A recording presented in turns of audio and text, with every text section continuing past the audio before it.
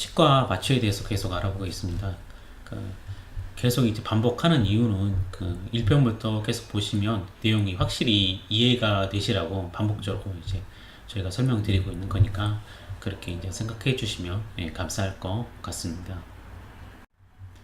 치과에 오시는 분들 중 대부분의 그런 걱정 중에 하나가 마취에 대한 이제 공포심이 있는데요.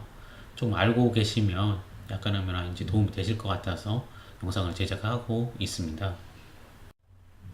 치과 마취는 크게 세 가지로 나눌 수가 있습니다. 국소 마취, 진정 마취, 전신 마취로 나눌 수가 있는데요. 진정 마취나 전신 마취 같은 경우는 그렇게 뭐 빈도가 많이 있지는 않습니다. 국소 마취가 가장 빈도가 많이 이제 있게 되고요. 국소 마취 중에 첫 번째로 이제 도포 마취를 설명드릴 수 있는데요. 도포 마취 같은 경우에는 이런 연고로 된 마취제를 떠서 잇몸에 바르게 됩니다. 그러면 이 부분적으로 약간 얼얼한 느낌이 있습니다. 강도는 그렇게 높지가 않고요. 이런 주사 바늘이 들어가기 전에 아프지 말라고 이제 하는 그런 보조적인 수단이라고 생각하실 수가 있습니다. 그리고 애들 전이 뺄 때 이런 도포 마취제를 발라주면 조금 효과가 있습니다. 그리고 침윤 마취인데요. 침윤 마취는 치과에서 가장 많이 사용되는 마취 중에 하나라고 볼 수가 있습니다. 가장 많이 사용됩니다. 이렇게 원하는 치아의 마취를 원하는 치아의 뿌리 끝에 주사바늘을 자입하고 주사액을 이제 주입하게 되면은 이 주사액이 뼈를 통과해서 치아 뿌리에 있는 신경을 마취하게 됩니다. 그런데 이제 이 뼈가 너무 단단한 아래쪽 어금니 같은 경우에는 조금 이제 이걸로는 부족하고 전달 마취를 추가적으로 해야 됩니다. 그 다음에 저희가 설명드릴 마취는 전달 마취인데요. 전달 마취 같은 경우에는 특정 치아가 아닌 특정 구역에 있는 치아 여러 개를 한꺼번에 이제 하는 마취라고 볼 수가 있는데요. 대표적인 전달 마취 중에 하나는 아래쪽 턱뼈 같은 경우에는 하치적 신경 전달 마취를 하게 되고 위쪽 신경 같은 경우에는 후상 치적 신경 전달 마취를 하게 됩니다. 이쪽 하치적 신경 전달 마취가 훨씬 빈도가 많긴 합니다. 이렇게 이제 마취를 하게 되면 이 신경이 지배하는 그런 이 구역에 있는 여러 개의 치아들을 한꺼번에 마취할 수가 있습니다. 그 다음에 설명드릴 수 있는 국소 마취 중에 하나가 치주 인대 마취입니다. 치주 인대 마취 같은 경우에는 그건 앞서 설명드린 침윤 마취나 아니면 전달 마취를 했는데도 효과가 없을 경우 치아와 그리고 이제 잇몸 뼈 사이에 이 치주 인대라는 게 있는데 그 뼈와 뼈 사이는 인대라고 볼 수가 있습니다. 이런 인대가 있는데 이 인대에 주사바늘 자입하고 주사액을 이제 밀어넣게 되면 강한 압력으로 이제 밀어넣게 되면 이 주사액이 신경을 이제 마취하게 되는데 이게 효과가 좀 좋습니다. 즉시 이제 나타난다고 볼 수가 있습니다.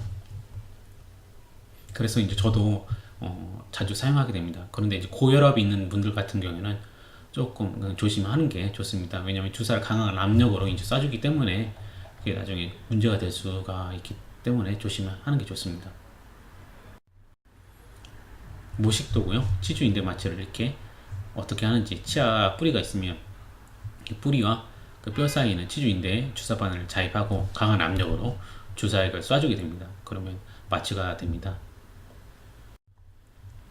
그 다음에 이제 설명드릴 수 있는 마취가 치수 마취라고 볼 수가 있는데요. 이 마취 같은 경우에는 치수내 마취인데 이 마취 같은 경우는 치아 내부에 있는 신경에 직접 그런 이제 주사 바늘을 자입하고 여기 이제 마취를 하게 됩니다. 신경에 직접. 그런데 이 마취 같은 경우는 좀 아픕니다. 순간적으로 좀 아프고 또 이제 그런데 이제 즉각적으로 효과가 나타나니까 최후 방법이라고 볼 수가 있고 또는 이제 신경 치료할 때 종종 사용하는 그런 마취라고 보시면 됩니다. 치수내 마취입니다.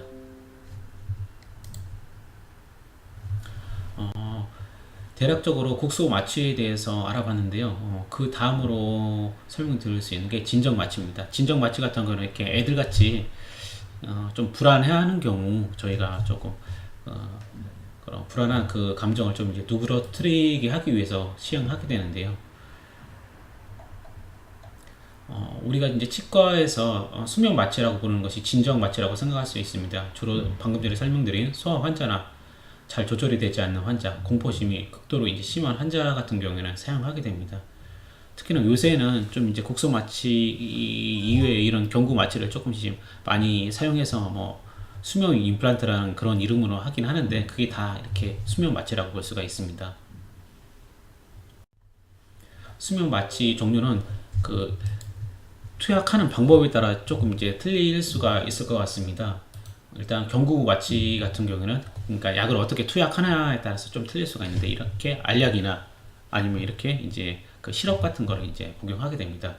수술하기에 앞서 불안감이 높은 환자들에게 진행하게 되며 먹는 약을 통해서 불안을 해소하고 진정 작용을 얻게 됩니다. 소아에서 가장 많이 사용되고요. 쉽고 안전하고 경제적입니다. 방금 전에 말씀드린 것처럼 시럽이나 그리고 이제 이런 알약을 이제 먹게 돼서 마취를 하게 되고요. 30, 40분 정도 후에 그 수면 상태로 이제 유도가 되고 포크랄이나 이런 이제 유시락스 같은 게 이제 대표적인 약물이라고 볼 수가 있습니다. 시술 중 자극이 가해지면 깨서 반응하다가 다시 잠드는 형태로 볼 수가 있습니다.